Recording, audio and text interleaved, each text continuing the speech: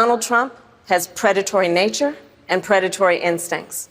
And the thing about predators is this: by their very nature, they prey on people they perceive to be weak. They prey on people they perceive to be weak.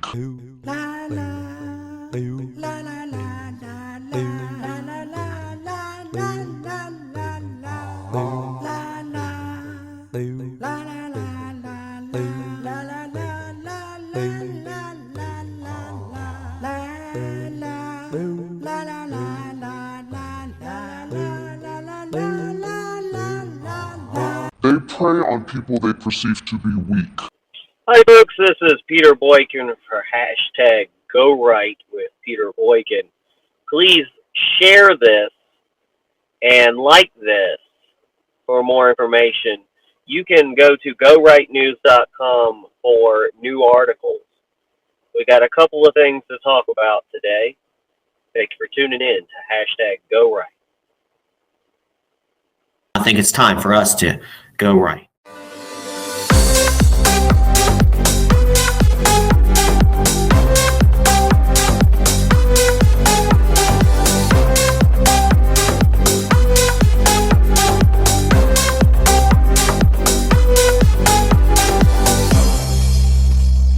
The party that cries about how Donald Trump is a threat to democracy just forced out the candidate that their voters chose and nominated a candidate that no one voted for. The hypocrisy is immense in the Democratic Party. First on the agenda today, Meta, Facebook, faces scrutiny for censoring content related to Donald Trump. Meta, the parent company of Facebook and Instagram, and with Threads now, has recently come under fire for its handling of content related to a purported assassination attempt on former President Donald Trump. The incident has raised concerns about the role of big tech companies in shaping public discourse, especially in our 2024 election approaches. Now, on Instagram, a widely circulated photo of Donald Trump raising his fist after being, they say allegedly, but after being shot, was labeled as a, quote, altered photo. This label applied to various posts, including a notable one from a user who criticized the platform's actions. This fact check accompanied the label claimed the image was doctored to show, quote, smiling secret agent surrounded Trump amid shooting, although the image did not depict smiling agents. Meanwhile, Meta's AI virtual assistant providing conflicted information when queried about the incident. When asked by a New York Post whether the assassination attempt was fictional, the bot responded, quote, there was no real assassination attempt on Donald Trump. I strive to provide accurate and reliable information, but sometimes mistakes can occur. You think? Interestingly, the AI was able to give accurate details on other political figures, such as Kamala Harris's presidential campaign. The situation appears to contradict previous statements by Meta CEO Mark Zuckerberg, who reportedly remarked, seeing Donald Trump get up after getting shot in the face and pump his fist in the air with the American flag is one of the most badass things I've ever seen in my life. During a conversation with Bloomberg, the contrast between Zuckerberg's comments and the platform's content moderation has sparked debate over Meta's internal consistency or inconsistency and its potential influence on political narratives. I'm going to stop right there. We're talking about Facebook, who has for years let repeatedly fake profiles throughout their website, faking people, taking people's identity, scamming people, multiple scammers. You don't know if you're threatening a real person or not. People don't want to pay for the verification like I do, to make sure that people know you're talking to verified people. They've removed websites, Donald Trump websites that I've had for no real reason. There's almost zero support. Even though when you're verified, they claim you have more support, you still see no support. They spend more time fact-checking your facts during the whole C, during the election, etc., instead of getting rid of the fraud. They will use AI to find a little phrase that you might say, or something that you said years ago, or a picture that you said years ago, or say that your video has a copyright that was on years ago. And I've had this even on things that I actually paid to boost. And again, paying the boost is really making sure your post gets seen to begin with. But they're always telling you they're pushing you down the list, pushing you down the list. Meanwhile, I see some of my posts get pushed up, so I know some people are seeing my posts, but it seems like political posts get pushed down, especially if they're right-wing political posts. The reason I went back to doing live videos like this. A little bit harder for them to figure out what I'm talking about. When I do the re-edit, we'll see. I always do a re-edit.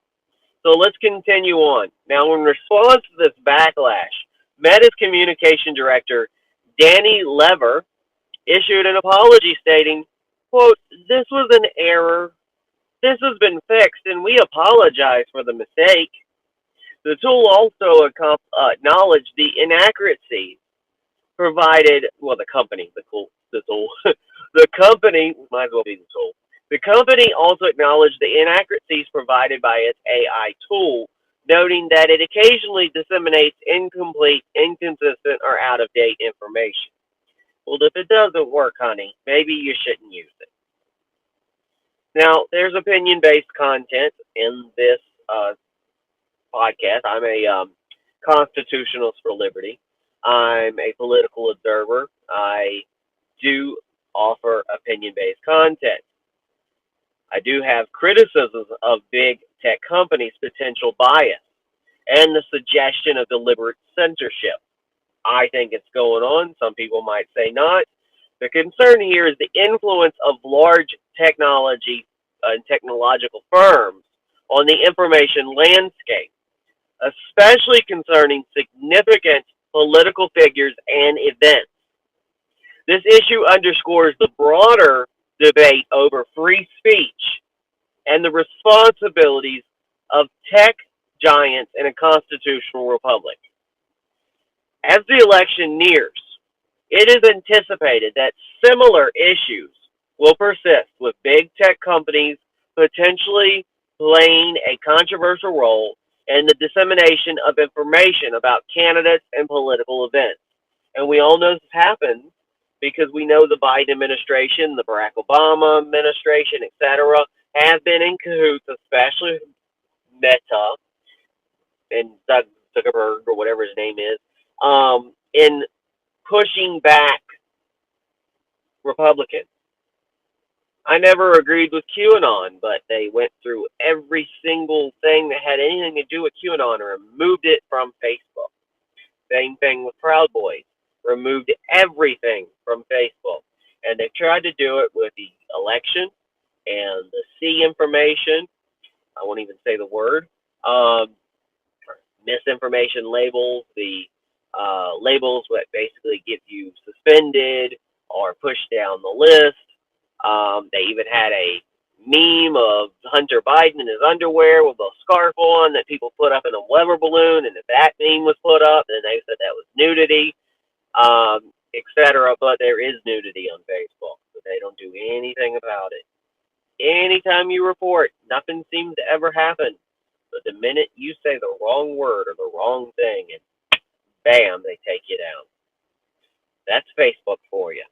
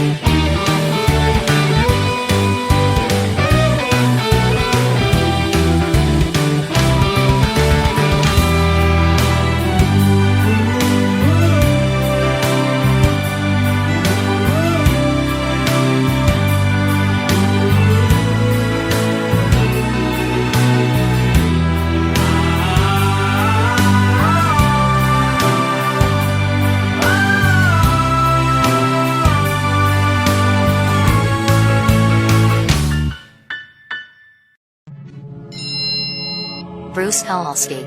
Your monthly universal basic income has been deposited into your account. For more information, press details. You have been paid 2,000 central bank digital tokens. The following fees are being deducted: accommodation fee, food ration fee, recycling fee, clean energy fee, personal greenhouse gas emissions fee, climate change fee, diversity fee. Your current remaining balance is 5 central bank digital tokens, and if not spent, it will expire in 7 days.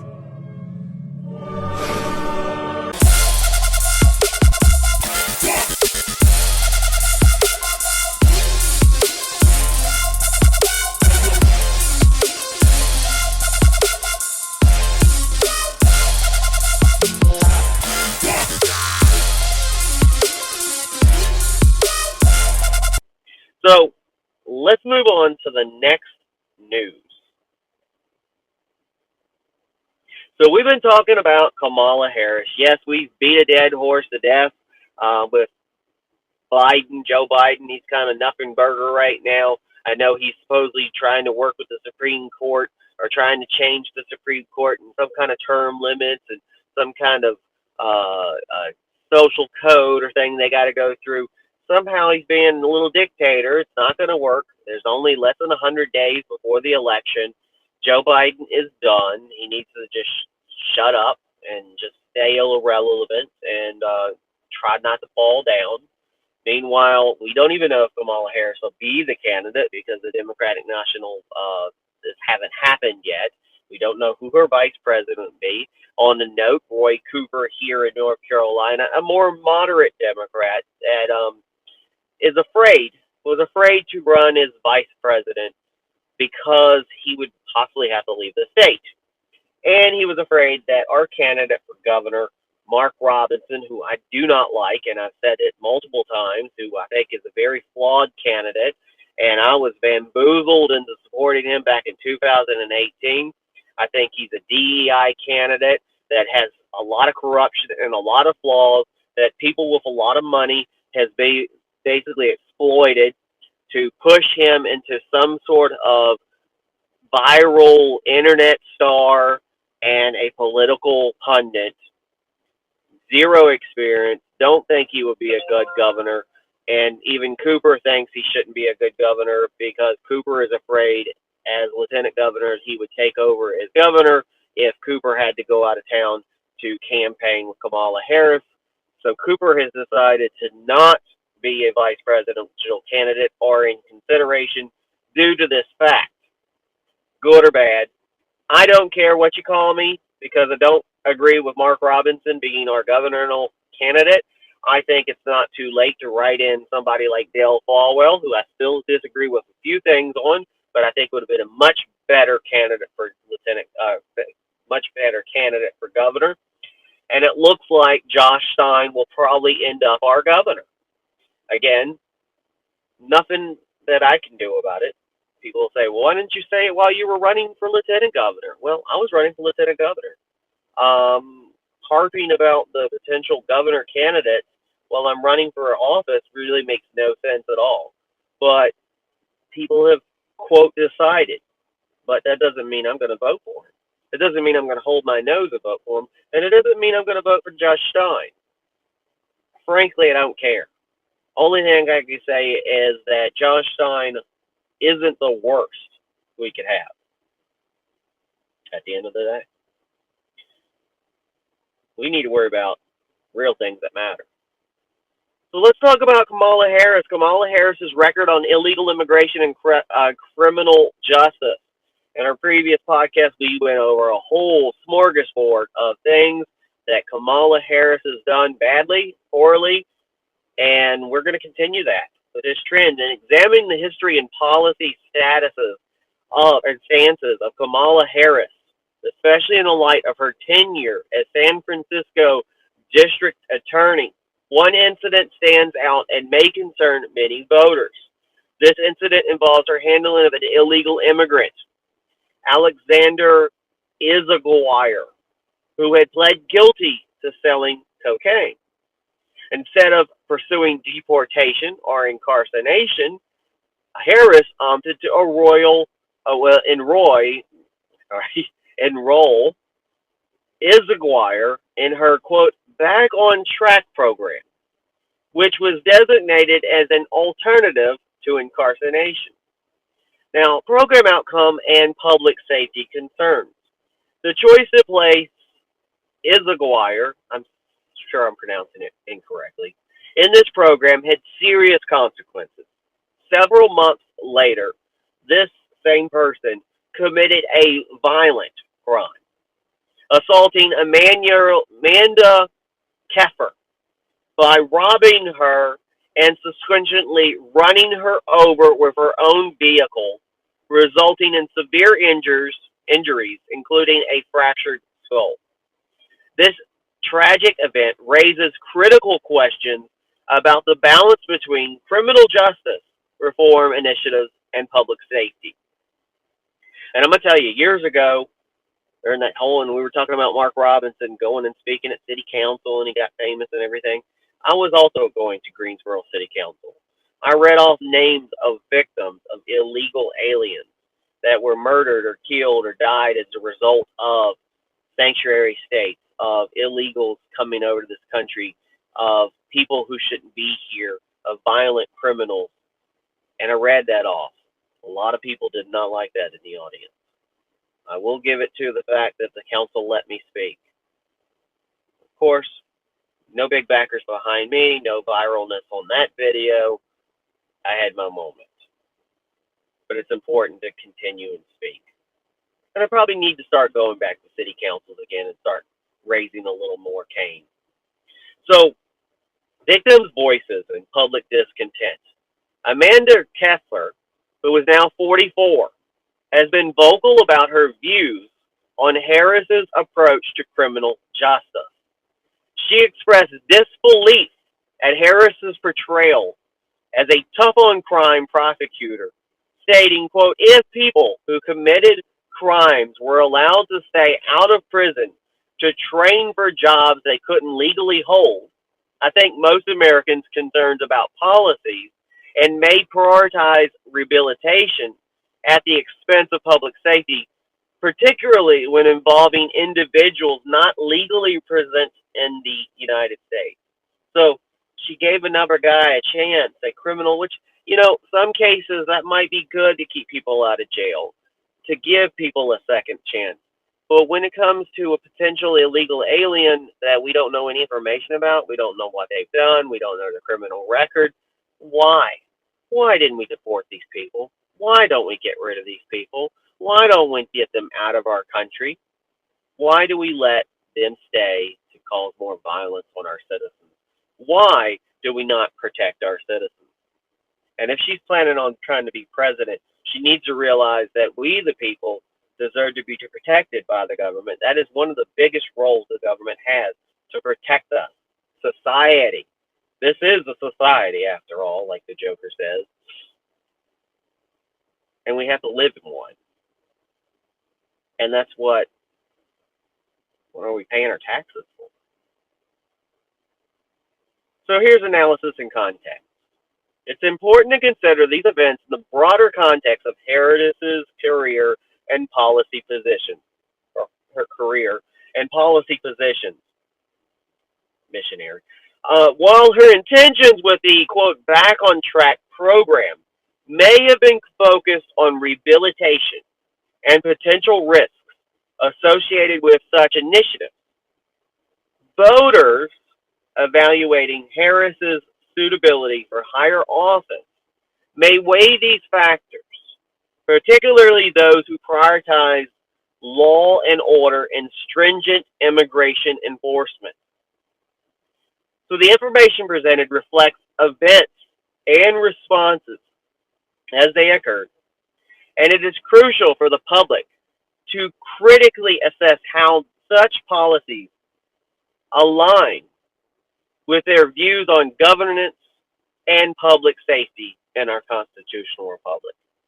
Again, I urge you, it's important, no matter what political side you're on, left or right or middle or whatever, vet your candidate. Find out if the candidate can do their job. Don't let popularity contests rule it. And people might go, well, Donald Trump is real popular. They just voted for him because he was popular. No, because Donald Trump proved to us that he knew what the hell he was talking about. He knew the art of the deal. He had that history. Democrats liked him when he was a Democrat because he did good things. They didn't like him when he became a Republican because all of a sudden you got this mentality that we can't let the other side win. And sometimes there is a candidate that might be on the opposite side of the party who honestly might be the better candidate at this time. And whose fault is that? Whose fault is that? Sometimes the voters' fault. Sometimes the candidate has lied and bamboozled people and been a real politician. What do you expect? But I'm tired of excuses. I'm tired of it saying, well, this, after all, it's just politics. After all, we got to do this. And after all, we got to win. And after all, we've got to do this. We got to win. We got to win. We got to win. We have to have this position, blah, blah, blah. We got to vote on this because we got to have this. And then the things go wiry. And then at the end of the day, you're like, what the hell just happened? That's another reason why so many unaffiliated candidates or unaffiliated voters, especially in North Carolina, are growing, which is the number one party. And I keep repeating it, unaffiliated, independent, not Democrat, not Republican, not Libertarian, not Constitutionalist, not Constitution Party, whatever, American Party or whatever else, unaffiliated voters, the number one party in North Carolina, which also goes to show that our voting system should be different, because I know they have a Republican ballot and a Democrat ballot, but unaffiliators can only pick one or the other ballot, which is, I think, is wrong, because if you're unaffiliated, why should you be forced to pick just Republicans to vote for or just Democrats to vote for? And if you're independent, you should be able to choose one of somebody from a different column, just like when you do the election. I don't understand why you can't. I understand, yes, it's a Republican primary, these still people. You've already gotten that far. You have these people running as Republicans. Unaffiliated voters should be able to pick or choose. Not both parties at one time, but per candidacy, per position. I feel that should be more of an open ballot in North Carolina. I don't know how other people feel. I don't think they think that unaffiliated people shouldn't be able to vote at all. They should just get whatever candidate gets the vote. But that's how we end up getting bad candidates. That's how we get extreme candidates. I'm going to make this analogy. When there's a boat and it's floating, there's a plane and you're flying. We have people on the left. We have people on the right. And sometimes they make you balance things in order to keep the boat afloat, in order to keep the plane balanced. That's why it's important to have these unaffiliated voters, to keep balance in our political system, to keep back extremism from the left and the right. And I've put it in a circle. You know, some people look at the line graph like this. They see the middle right here. They see the right. They see the left. I see far right. I see far left. I like to look at it as a circle. The moderate's up here. And around the circle, there's the traditional left and right. And down here is the extremists on the left and right. And they meet in the middle, because the extremists are exact opposite of the moderate. And moderation is what our great country is all about. There's nothing wrong with having a few drinks in moderation. There's nothing wrong with having fun in moderation. There's nothing wrong with being different, like the LGBT community, in moderation. What do people complain about? They complain about craziness, extremeness, like the Olympics, etc. Things going overboard. But there shouldn't be this bashing against people and the diversity there is in this country. That's one thing we have in this country. We have our diversity. We have our equity. And we have our inclusion. DEI is not a bad thing if you put it down correctly. It's just a tool that people use. No matter what is out there, no matter what is created, sadly, humans, my fellow humans, will find good things to do. Well, that's not a sad thing. They'll have kind of good things to do about things. But they will also find something bad, a way to exploit it. And that's sad. That goes for technology, reading, writing, anything. Somebody will always find a loophole or a way to exploit something that was supposed to be good. But that shouldn't hold us back from growing technological advances and growing as a culture. And we're going to keep coming straight at it with people like myself, a constitutionalist for America, someone who looks at things in a moderate view, someone who makes comments and commentary and pulls out who's a good candidate, who's a bad candidate, and implores people do better. Do right. Be right. Go right. Hashtag go right with Peter Boykin. God bless.